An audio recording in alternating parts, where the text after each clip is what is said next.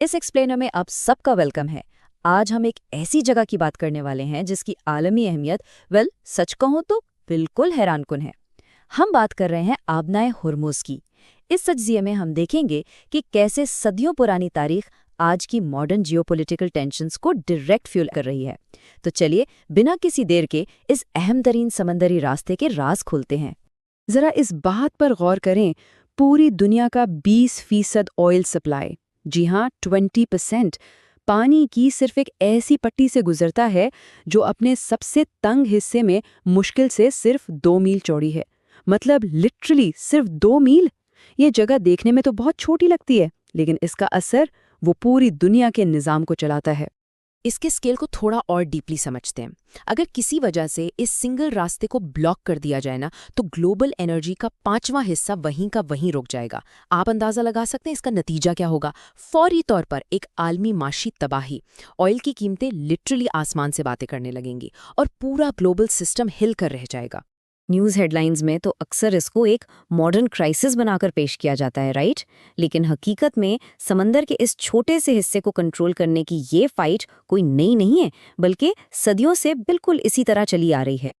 अगर हम हिस्ट्री में थोड़ा पीछे जाएं, तो हमें एम्पायर्स के उरूज और जवाल का एक मुसलसल चक्कर नजर आता है, जो बिल्कुल इसी एग्जैक्ट चोक पॉइंट पर घूमता रहा है। इस लंबे सफ़र का आगाज़ होता है साल 633 ईस्वी में होने वाले एक लेजेंडरी आमने सामने के मुकाबले से। इब्तदाई खिलाफत इस्लामिया के दौर की बात है। एक फैसला कुन 1-on-1 बैटल हुई थी।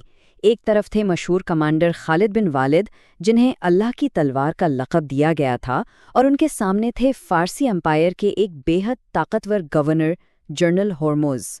इस अजीम लड़ाई में, जैसा कि तारीख बताती है, फ़तह बिला आखिर खालिद बिन वालिद की हुई थी। लेकिन यहाँ हिस्ट्री एक बड़ा ही फैसिनेटिंग ट्विस्ट लेती है। फतह हासिल करने वाले फरीक ने इस अहम रास्ते का नाम अपने फाते कमांडर के नाम पर नहीं रखा।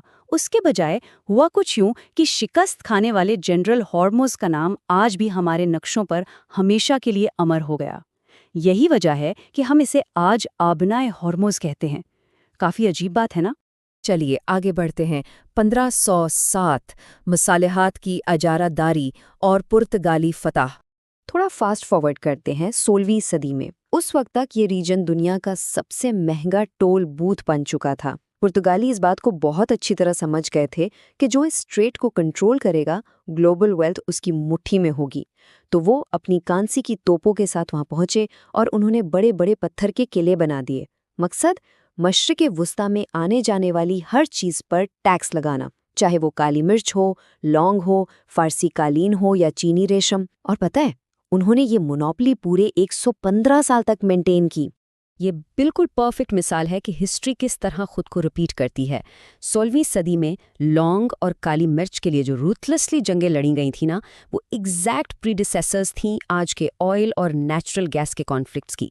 चीज़ें बदल गई हैं, लेकिन इस छोटे से आबी रास्ते को कंट्रोल करने की गेम आज भी वैसी ही है। अब आते हैं अपने अगले हिस्से की तरफ, सुल्तनतों से आगे हुर्मुज़ की पायदार सकाफत। इन तमाम जंगों और एम्पायर्स के शिफ्टिंग के पीछे एक निहायत ही वाइब्रेंट और जिंदा दिल लोकल कल्चर है जो आज भी बचा हुआ है। इन जजीरों पर आपको फारसी, अरबी, इंग्लिश और बलोची ज़बानों का एक ज़बरदस्त मिक्स मिलेगा, जिसे बंदारी ज़बान कहते हैं। यहाँ की मुकामी ख़वातीन मखसूस कशीदाकारी वाले कपड़ों और फेस मास्क में नज़र आती हैं। और हाँ, पुराने इंडियन मर्चेंट्स के बनाए हुए कदीम हिंदू मंदिर भी हैं यहाँ। ये सब कुछ आपको देखने को मिलता है बिल्कुल खून जैसे सुर्ख साहिलों और रेनबो कलर पहाड़ों के हैरत अंगेज पस मंजर में। यहाँ की मुकामी जहानत की एक कमाल की मिसाल लफात जैसे फिशिंग गांव में मिलती है। वहाँ कदीम आर्किटेक्चरली डिज़ाइन किए गए विंड टावर्स हैं, जो इलेक्ट्रिसिटी के बिना एक इनक्रेडिबली इफ़ेक्टिव एयर कंडीशनिंग का काम करते हैं। होता यह है कि गर्म सहराई हवा इन ऊंची चिमनियों में दाखिल होती है, अंदरूनी ढांचों से टकराकर अपनी शिद्दत खोती है और ठंडी होकर नीचे मिट्टी के घरों को बिल्कुल चिल कर देती है। सदियों पुरानी और बिना बिजली के चलने वाली ये इंजीनियरिंग सच में माइंड ब्लोइंग है। खैर, वापस आते हैं प्रेजेंट डे में। ये इलाका देखने में जितना खूबसूरत है ना, इसका टरेन इसे जियोपॉलिटिक्स का सबसे बड़ा और अल्टीमेट चोक पॉइंट बनाता है। चोक पॉइंट से मेरा मतलब एक ऐसी तंग और स्ट्रेटेजिक जगह है जो सबको वहीं से गुजरने पर मजबूर करती है, और अगर उसको ब्लॉक कर दिया जाए तो ग्लोबल ट्रेड मुकम्मल तौर पर रुक सकती है। اب ذرا فگرز کو دیکھیے، سٹیکس واقعی ان امیجنیبل حد تک ہائی ہیں۔ اس راستے کو بلاک کرنے کا مطلب صرف شپس کو روکنا نہیں ہے۔ آپ کو پتہ ہے دنیا کی 33% ایگریکلچرل فرٹیلائزر بھی یہیں سے گزرتی ہے۔ تو اس کا کلیئرلی مطلب یہ ہے کہ اگر اسٹریٹ آف ہارموز بند ہوتا ہے تو اس کا ڈائریکٹ نتیجہ فوڈ شارٹیجز کی شکل میں نکلے گا۔ یہ پوری دنیا کے لیے ایک میسو الرٹ ہے۔ انہی کروشل ریسورسز کو سیکیور کرنے یا پھر دوسروں پر پریشر ڈالنے کے لیے ان ارد گرد کے جزیروں پر بھاری ملٹرائزیشن کی گئی ہے۔